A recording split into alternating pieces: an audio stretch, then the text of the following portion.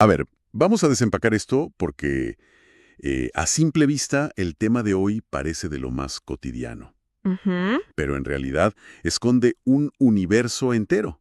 Imaginemos por un momento que cada vez que tomamos un bolígrafo y deslizamos la tinta sobre una hoja de papel, no, no solo estamos dejando un mensaje visible. Claro, no es solo el texto. Exacto. En realidad, estamos imprimiendo un mapa tridimensional de la mente. Es como una fotografía casi exacta de los movimientos cerebrales que ocurren en ese preciso instante.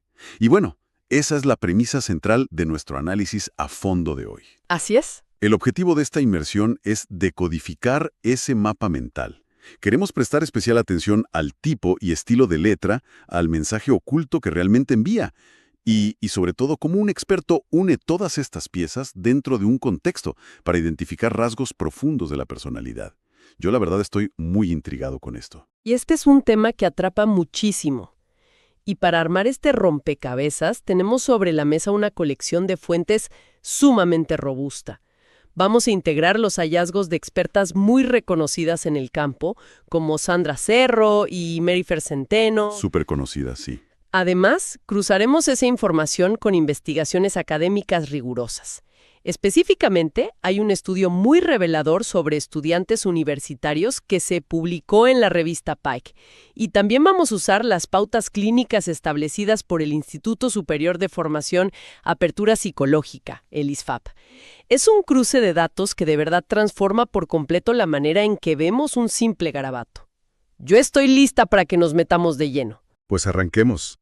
Algo que llama la atención de entrada, y que creo que es importante mencionar, es el debate que existe alrededor de esto. La grafología a menudo genera discusiones sobre su rigor científico, sobre todo cuando se la intenta medir con la misma vara que, no sé, que a las matemáticas o a la física. Totalmente. Es una comparación injusta. Sí, y al revisar estos documentos, queda clarísimo que no busca ser una ciencia exacta tradicional. Se presenta más bien como una herramienta interpretativa muy potente. Por eso se utiliza con tanto éxito en la psicología, en investigaciones forenses y, muy especialmente, en los departamentos de recursos humanos como un filtro complementario. Es vital hacer esa distinción desde el principio. Fíjate que la grafología no es adivinación. O sea, no hay una bola de cristal que te diga qué te va a pasar mañana por cómo cruzas la letra T. Es una disciplina técnica que requiere, por encima de todo, contexto. Contexto. Claro. Un especialista jamás aísla una sola letra para emitir un juicio absoluto o un diagnóstico clínico. Lo que se hace es estudiar el ecosistema completo de la página en blanco para comprender las tendencias, tanto conscientes como inconscientes, de quien sostiene la pluma. Y eso nos lleva al origen de todo este proceso, porque intuitivamente uno piensa que escribe con la mano. Digo, es lo físico lo que vemos. Sí, es la ilusión óptica, digamos. Pero el material neurofisiológico que estamos analizando plantea que la mano es casi un accidente. En realidad, escribimos con el cerebro. Hay todo un viaje de impulsos eléctricos que nacen en la corteza cerebral, bajan por el sistema nervioso y terminan dictando la contracción de los músculos de los dedos. Es un trayecto fascinante. La mano funciona únicamente como el instrumento ejecutor, una especie de impresora biológica. Me encanta ese término, impresora biológica. Es que lo es. Piensan cuando somos niños y estamos aprendiendo a escribir. Copiamos un modelo caligráfico rígido. Nos esforzamos por hacer la letra redondita, perfecta, igual a la de la maestra. Pero conforme ese proceso mecánico se vuelve automático y dejamos de pensar en cómo hacer el trazo, ahí es cuando la verdadera personalidad toma el control del bolígrafo. Hay una ecuación muy interesante en la psicología que aplica perfecto aquí, que es personalidad es igual a temperamento más carácter. A ver, entiendo por dónde va. El temperamento sería esa base biológica, el hardware con el que nacemos, mientras que el carácter es el software que vamos programando con nuestros hábitos, la educación, las experiencias de vida, ¿verdad? Esa es una excelente analogía. Y esa combinación irrepetible de hardware y software garantiza que la escritura sea única. Incluso si tomas a dos hermanos gemelos criados en la misma casa, que fueron a la misma escuela y aprendieron con el mismo método caligráfico, sus letras terminarán siendo completamente distintas en la edad adulta. Porque sus cerebros procesan el mundo de manera diferente. Exacto. y por ende sus manos se mueven a un ritmo y con una presión diferente. Y a esa individualidad inconfundible los especialistas la llaman el gesto gráfico. Este me pareció uno de los conceptos más reveladores de toda la investigación. Es literalmente como un código de barras personal o una huella dactilar que no se puede falsificar a nivel profundo. Sí, el gesto gráfico es la firma del inconsciente. Y lo curioso es que nuestra letra fluctúa. A ver, no escribimos igual cuando estamos tomando notas a toda velocidad en una junta que cuando escribimos una tarjeta de felicitación un domingo por la tarde, súper relajados. Claro que no. Sin embargo, la esencia de ese gesto gráfico, la presión base, la velocidad intrínseca, todo eso se mantiene intacto. Y es precisamente esa fluctuación la que demuestra por qué el contexto es el rey absoluto en este tipo de análisis. Un grafólogo no emite juicios de valor, no cataloga a las personas como buenas o malas, ni busca la letra perfecta, porque sencillamente no existe. Lo que hace es evaluar las circunstancias del momento. Pensemos en alguien firmando el acta de su matrimonio frente a un juez. Uy, los nervios. ¡Exacto! Es natural que haya temblor en el trazo. La carga emocional es inmensa. Ese temblor no indica una personalidad frágil o cobarde, indica una emoción aguda en un momento específico. Sería absurdo comparar esa firma temblorosa del matrimonio con la letra rápida que usaría esa misma persona para anotar la lista del supermercado antes de salir corriendo. La lista del súper fluye sin filtros sociales ni presión emocional. Totalmente. Son dos ecosistemas gráficos distintos de la misma persona. Ahora, adentrándonos en la forma en que decidimos expresarnos en el papel, hay un debate interesantísimo en las fuentes sobre la letra cursiva frente a la letra de imprenta. La cursiva, esa donde las letras van enlazadas una tras otra sin levantar el bolígrafo, parece ser un reflejo directo de la espontaneidad. ¿Lo es? Cuando analizamos la mecánica de la cursiva, estamos viendo un flujo continuo. A nivel psicológico, ese enlace constante entre grafías habla de una necesidad de conexión, de fluidez emocional y de una gran capacidad para relacionarse con los demás.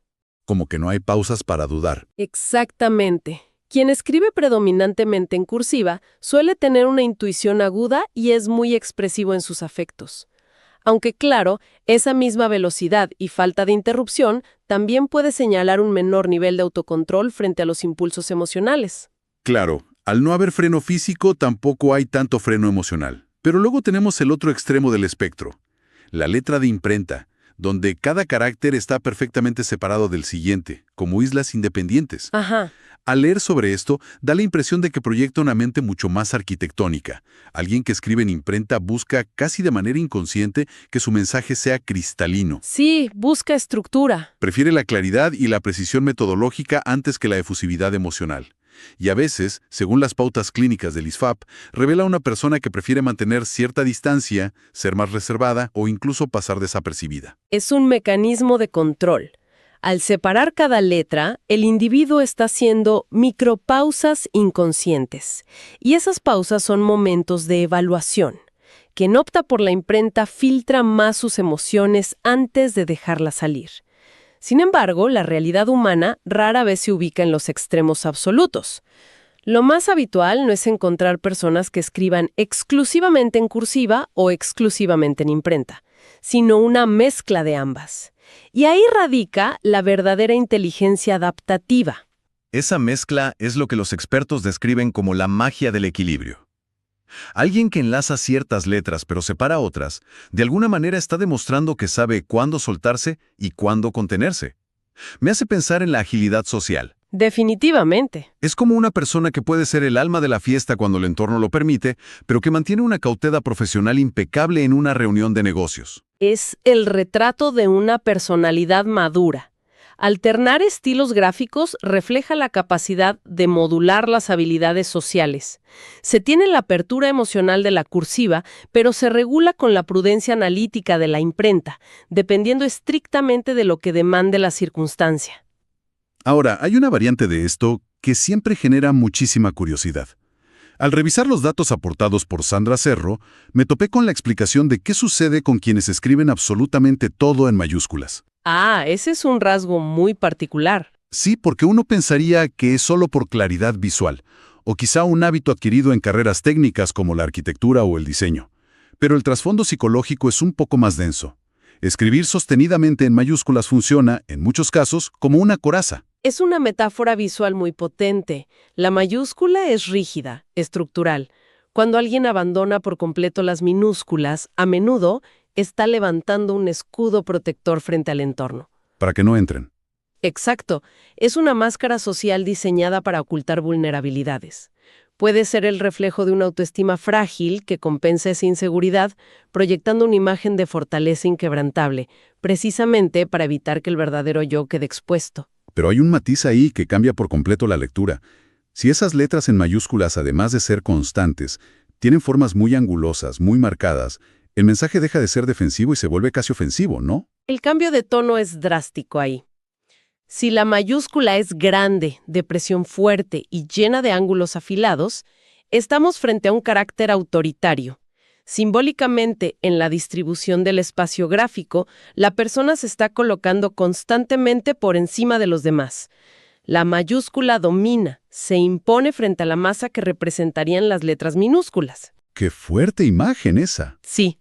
Es un indicador de rasgos narcisistas y de una necesidad imperiosa de tener el control sobre las situaciones y las personas que le rodean. Y ya que tocamos el tema de los ángulos, creo que es el momento perfecto para profundizar en la anatomía pura de las formas. Porque el trazo anguloso tiene connotaciones históricas impresionantes en el análisis grafológico. Significa inflexibilidad, dureza, intransigencia. Los documentos históricos mencionados en los análisis citan un ejemplo escalofriante: la caligrafía de ciertos líderes dictatoriales, como Heinrich Himmler. Sus escritos revelan pies de letra que literalmente parecen cuchillos. Es una gráfica que intimida con solo verla. Sí, es la disciplina extrema y la razón fría aplastando cualquier rastro de emoción humana. El ángulo es la fricción, es el choque contra el papel. Por el contrario, la forma curva o redonda es la fluidez sin roce. Refleja amabilidad, empatía, deseo de evitar el conflicto y una alta capacidad de adaptación al entorno. Y aquí es donde los datos académicos se vuelven fascinantes. En la investigación universitaria publicada en la revista PAG, se encontró un patrón estadístico abrumador. ¿Cuál fue?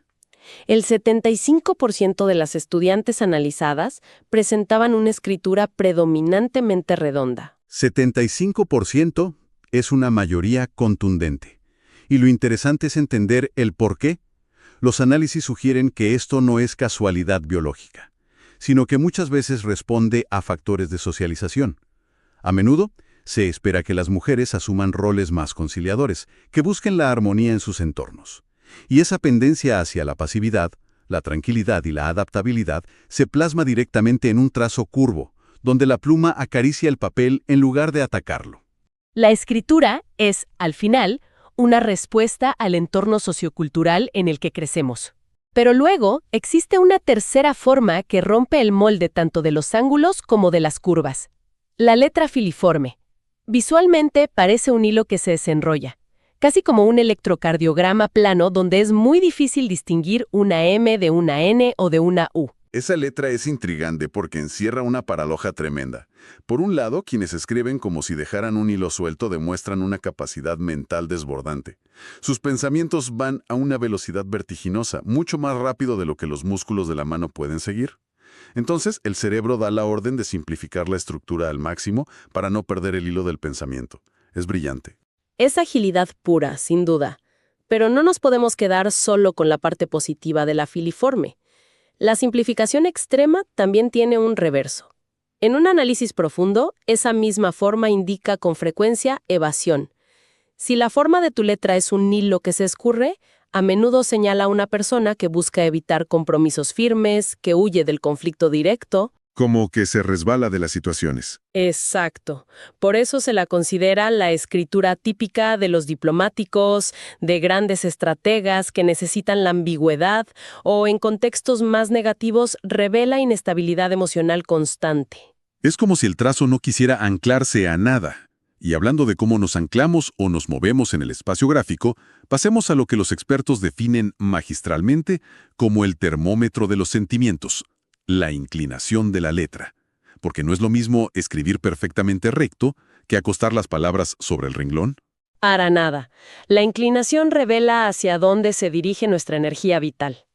Si volvemos a apoyarnos en los datos de la universidad que mencionamos, el 37% de la muestra presentaba una inclinación hacia la derecha, lo que técnicamente se conoce como escritura dextrógira. Dextrogira, ¿ok? Imagino las letras inclinándose como si quisieran avanzar ansiosamente hacia el margen derecho de la página. Esto es el futuro, es el prójimo. Habla de extroversión, de una necesidad latente de conectar socialmente y de buscar afecto constante en los demás. Yo me pregunto si tanta urgencia por ir hacia la derecha no implica a veces que las emociones se desbordan, que la persona actúa antes de pensar. En contraste, el estudio encontró que el 38% de los estudiantes inclinaban su letra hacia la izquierda, la escritura sinistrógira. Visualmente, es como si las letras se echaran hacia atrás. ¿Frenando? Es una imagen de contención total. Sí, esto refleja represión afectiva. Es el individuo que observa desde la barrera antes de involucrarse, que muestra desconfianza y prudencia excesiva como mecanismo de defensa ante posibles decepciones. Ese echarse hacia atrás es un instinto de conservación psicológica muy claro. Y finalmente está el 25% restante que escribe de forma perfectamente vertical. Las letras están erguidas como columnas. Esto denota un control formidable sobre las emociones. Para estas personas, el intelecto, la razón y el sentido del deber dominan cualquier impulso emocional. Son individuos que mantienen la calma en situaciones de crisis, porque no permiten que sus sentimientos inclinen la balanza ni para un lado ni para el otro. Ahora, sumemos a ese termómetro lo que podríamos llamar el tanque de energía, la presión del trazo. Es impactante darse cuenta de que la fuerza física que aplicamos sobre el papel nos delata de esta manera.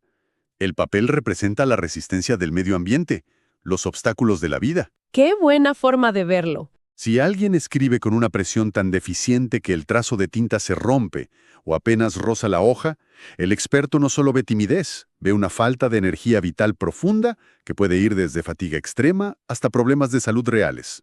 Totalmente fundamentado en la práctica clínica. La energía para vencer la resistencia del papel es la misma energía que se emplea para enfrentar el día a día. Fíjate que el 87% de los jóvenes del estudio escribían con una presión firme y tensa. Esto dibuja el perfil de una generación con la vitalidad física, la seguridad en sí mismos y la constancia necesarias para derribar muros académicos y personales. Están imponiendo su voluntad sobre el papel. Esa voluntad también se mide en el tamaño de las letras. Más de la mitad de esos jóvenes, el 62%, escribía con letras de menos de 2.5 milímetros. Es una letra francamente minúscula. Esto proyecta una visión hiperdetallista del mundo. Son personas que viven hacia adentro, que prefieren la concentración y el análisis minucioso antes que el protagonismo ruidoso. Pero me alarma el dato de que un 25% adicional utilizaba una letra microscópica, exageradamente pequeña. Ahí los manuales clínicos nos advierten de problemas de autoconcepto, sentimientos de inferioridad o una timidez paralizante. Y para tener la fotografía completa de ese estado emocional, debemos observar la dirección de las líneas sobre una página sin pautas, una hoja en blanco total. Es un electrocardiograma del estado de ánimo a corto y mediano plazo. Las líneas que ascienden a medida que avanzan hacia la derecha son un grito de optimismo innegable. Es empuje, es vitalidad, es ambición. Van hacia arriba. Sí, pero si las líneas tienden a caer, a descender progresivamente como si la tinta pesara demasiado, actúan como una advertencia temprana. Señalan fatiga pasajera o, si es un rasgo constante, advierten sobre cuadros depresivos, tristeza prolongada y una pérdida general de la ilusión. Visto de esta forma, suena como si tuviéramos acceso a los planos secretos de la mente de cualquier persona.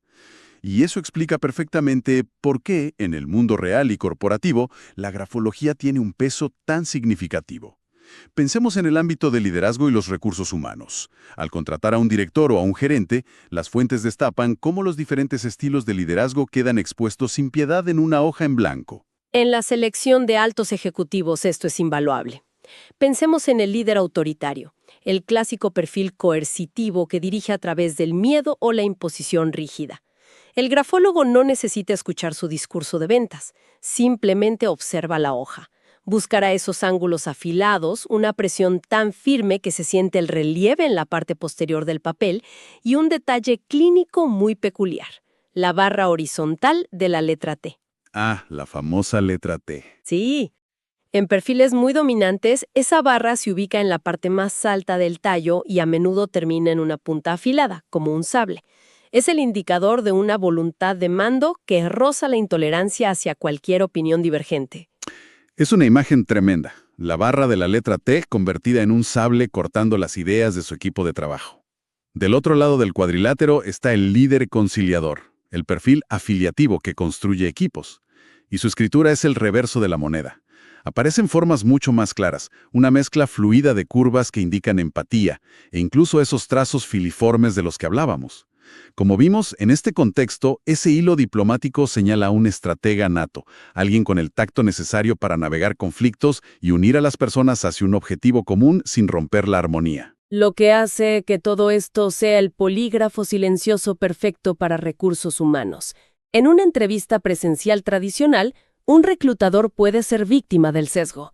El candidato puede ser muy bien vestido, tener una labia espectacular o simplemente generar una simpatía superficial inmediata. La famosa trampa de pensar, este candidato me genera buena vibra. Pero el papel no tiene encanto superficial. El papel no sonríe ni te da la mano con firmeza calculada. El papel se salta toda esa fachada física y va directo a la red de impulsos cerebrales. Ayuda a confirmar si el aspirante realmente posee la inteligencia social, la capacidad analítica estructurada y la resiliencia bajo presión que exige el cargo. Se basa en una realidad biológica comprobable a través del trazo, y no en las respuestas ensañadas que el candidato memorizó de un tutorial en Internet. Reduce drásticamente el margen de error en contrataciones críticas. Permite validar de manera objetiva si el verdadero temperamento y los hábitos inconscientes se alinean con la cultura y las necesidades reales de la organización. Es una herramienta de confirmación que aporta una capa extra de profundidad analítica.